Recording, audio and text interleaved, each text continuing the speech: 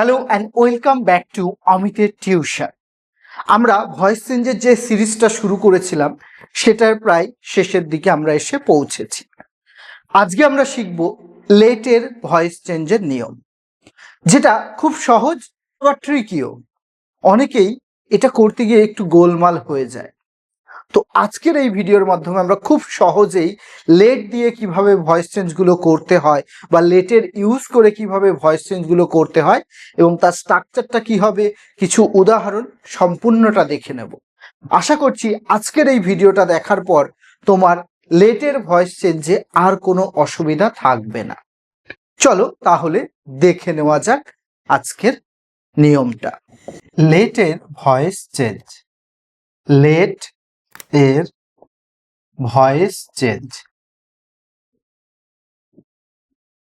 অর্থাৎ লেট দিয়ে কিভাবে আমরা ভয়েস চেঞ্জ করব, এটা দুটো ভাবে হয়। একটা লেট থাকবে না, সেটা দিয়ে করব লেট ইউজ করে।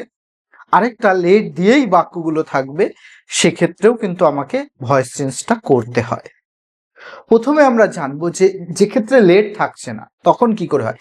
সাধারণত যদি বলতে হয়, এটা তোমার ওই ইম্পারেটিভ সেন্টেন্সেরই কিন্তু একটা অংশ, ইম্পারেটিভ সেন্টেন্সে লেট দিয়ে। তাহলে যদি বলা হয়, যে ক্ষেত্রে দেখবো আমরা বাক্যে কোনো সাবজেক্ট থাকছে না, সাবজেক্ট থাকছে না তখন লেট দিয়ে ভয়েসটা করতে হয়, ভয়েস চেঞ্জ করতে হয়। রুলসটা কি হবে? এমনি বাক্যের স্ট্রাকচারটা যদি বলি, প্রথমেই তোমার থাকবে ভার্ব প্লাস অবজেক্ট। এবার এখানে রেস্ট অফ দ্য সেন্টেন্স থাকতেও পারে, নাও থাকতে পারে। রেস্ট অফ দ্য সেন্টেন্স মানে বাকি অংশ। এক্ষেত্রে অনেক ক্ষেত্রে থাকে, অনেক ক্ষেত্রে থাকে না। এবার এইটাকে যখন আমি ভয়েস চেঞ্জ করতে যাচ্ছি বা ভয়েস চেঞ্জ করছি, তখন নিয়মটা কি হয়? এই বাক্যটাকে বা এই স্ট্রাকচারটা যখন আমি দেখতে পাবো, তখন ভয়েস চেঞ্জ করতে গেলে কি হবে? প্রথমে চলে আসবে লেট, তারপরে প্লাস অবজেক্ট, প্লাস একটা বি আসবে, বি প্লাস তোমার ভার্ব যেটা থাকছে তার থার্ড ফর্ম। এবার যদি বাকি কিছু থাকে, রেস্ট অফ দ্য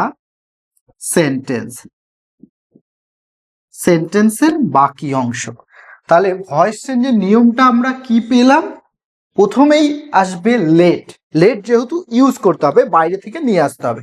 প্রথমে আসবে লেট, তারপরে আসবে অবজেক্ট, তারপরে বসবে বি, তারপরে ভার্বের থার্ড রূপ, এবং বাকি অংশ যদি থাকে তাহলে সেক্ষেত্রে বসে যাবে। এটাকেই যদি করি, দেখো, open the door, open the door, do the some,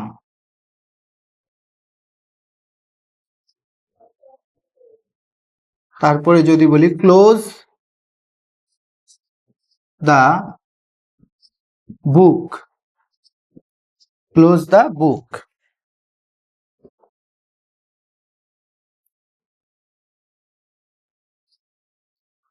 draw a picture.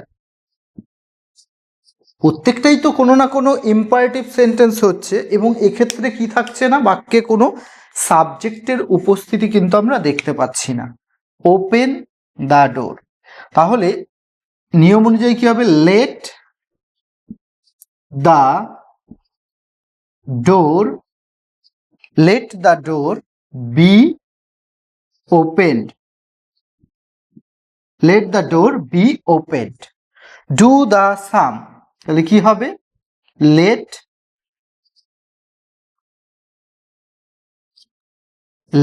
The sum be ডান,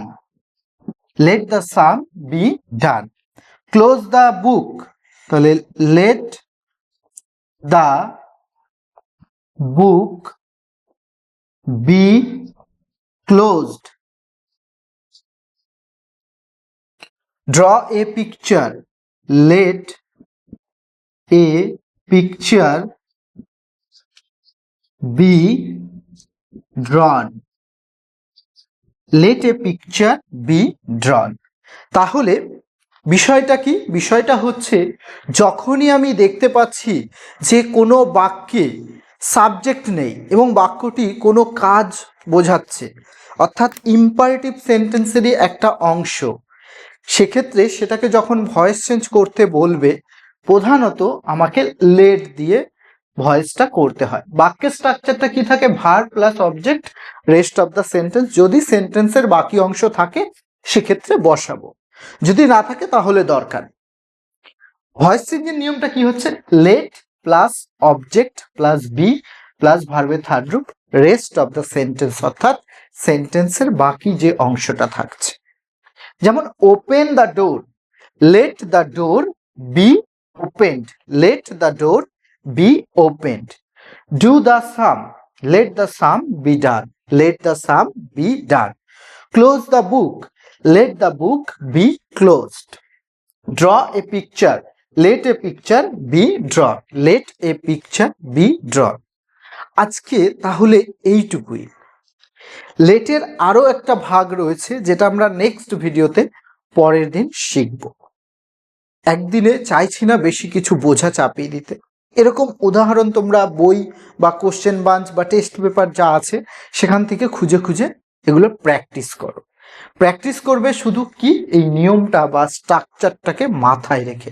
স্ট্রাকচারটা মাথায় রেখে যদি তুমি প্র্যাকটিস করো তাহলে খুব সহজেই পারছো, অসুবিধার কিছু হবে না। আশা করি আজকের এই ভিডিও থেকে কিছু শিখতে পেরেছো। যদি ভিডিও থেকে কিছু শিখে থাকো, যদি মনে হয় যে হ্যাঁ ভিডিওটা ভালো হয়েছে, তাহলে অবশ্যই একটা লাইক করে দিও আর কমেন্ট করে জানিও তোমরা আরো কোন কোন বিষয়ে ভিডিও দেখতে চাও, বা এই যে বিষয়গুলো শেখানো হচ্ছে এক্ষেত্রে যদি কোনো সমস্যা থেকে থাকে সে বিষয়ে তোমরা কমেন্টে জানাতে পারো। আর ভিডিওটি শেয়ার করে দিও বন্ধুদের মাঝে। এরকম ভিডিওগুলো পাওয়ার জন্য, অমিতের টিউশনের সঙ্গে জুড়ে থাকার জন্য সাবস্ক্রাইব করো অমিতের টিউশন ইউটিউব চ্যানেলটিকে। আর চলতে থাকুক আমাদের পড়াশোনার এই যাত্রা। ধীরে ধীরে আমরা এগিয়ে চলি ভবিষ্যতের পথে। সঙ্গে সদা বিদ্যমান অমিতের টিউশন।